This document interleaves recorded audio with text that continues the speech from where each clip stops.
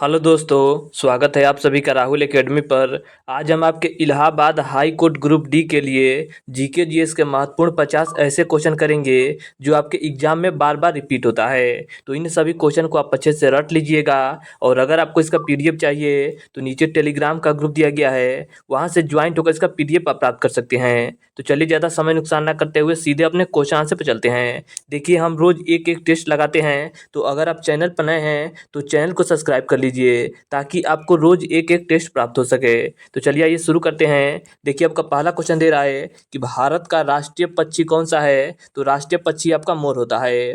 भारत का राष्ट्रीय जलीय जीव कौन सा है। तो गंगा डॉल्फिन है।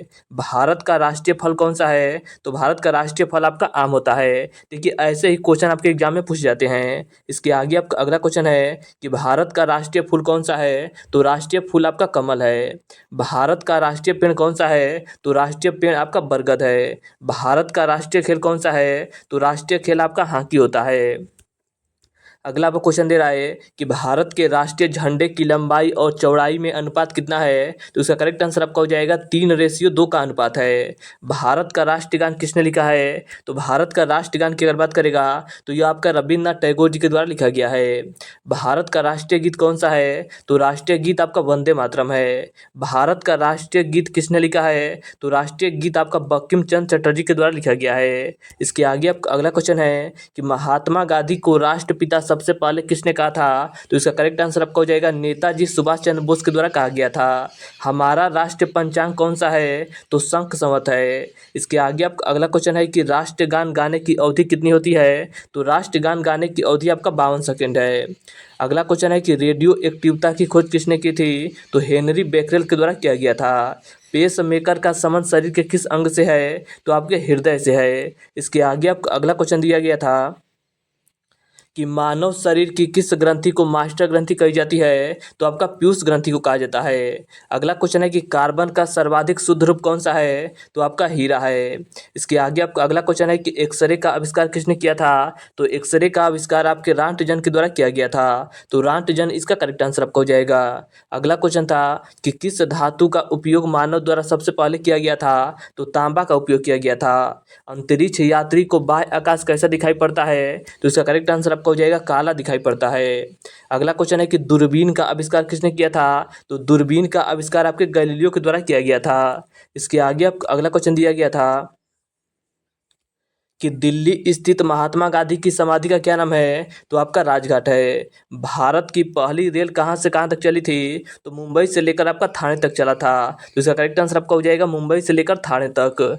इसके आगे आपको अगला क्वेश्चन दिया गया था कि भारत में पहली बार मेट्रो रेल सेवा किस नगर में प्रारंभ की गई थी। तो कोलकाता नगर में प्रारंभ किया गया था। भारत में रेल का आरंभ कब हुआ था। तो इसका करेक्ट आंसर आपका हो जाएगा 1853 ईस्वी में हुआ था। इसके आगे आपका अगला क्वेश्चन है कि प्रथम भारतीय अंतरिक्ष यात्री कौन थे। तो आपके राकेश शर्मा थे, जो कि आपके 1984 में गए थे। अगला क्वेश्चन है कि भारत की प्रथम महिला मुख्यमंत्री कौन थी। तो श्रीमती सुचेता कृपलानी थी। हरियाणा के पहले मुख्यमंत्री कौन थे। तो पंडित भगवत दयाल शर्मा थे। इसके आगे आप अगला क्वेश्चन दिया गया था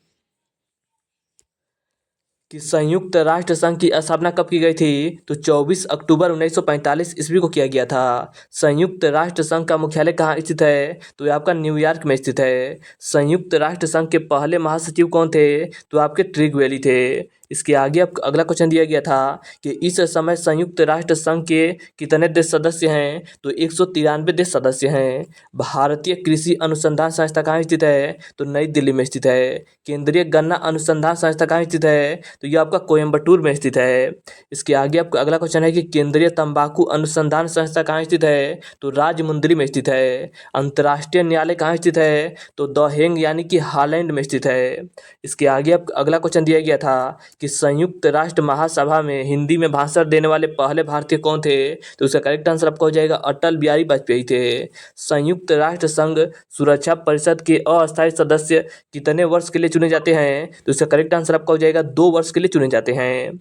इसके आगे आप अगला क्वेश्चन था कि संयुक्त राष्ट्र संघ का 193वां जो देश सदस्य बना है वो कौन सा देश है, तो वो आपका दक्षिण सूडान है। अगला क्वेश्चन है कि किस विटामिन की कमी से खून का रुकाव बंद नहीं होता है, तो विटामिन के की वजह से। इसके आगे आप अगला क्वेश्चन दिया गया था कि हिंदी दिवस कब मनाया जाता है, तो हिंदी दिवस आपका 14 सितंबर को मनाया जाता है। संविधान के किस अनुच्छेद द्वारा हिंदी को राष्ट्रभाषा घोषित किया गया था, तो अनुच्छेद 143 के तहत किया गया है। इसके आगे आपका अगला क्वेश्चन है कि हड़प्पा सभ्यता की खोज किसने की थी। देखिए, हड़प्पा सभ्यता की खोज की बात करेगा तो 1921 ईस्वी में दया राम साहनी के द्वारा किया गया था। ओलंपिक खेलों का आयोजन कितने वर्ष बाद होता है, तो आपका 4 वर्ष बाद होता है। कालीबंगा कहाँ स्थित है, तो कालीबंगा आपका राजस्थान राज्य में स्थित है। अगला क्वेश्चन है कि अंतर्राष्ट्रीय मानव अधिकार दिवस कब मनाया जाता है, तो 10 दिसंबर को मनाया जाता है। हरियाणा की कौन सी नस्ल की भैंस प्रसिद्ध है, तो मुर्राह की भैंस आपका प्रसिद्ध है।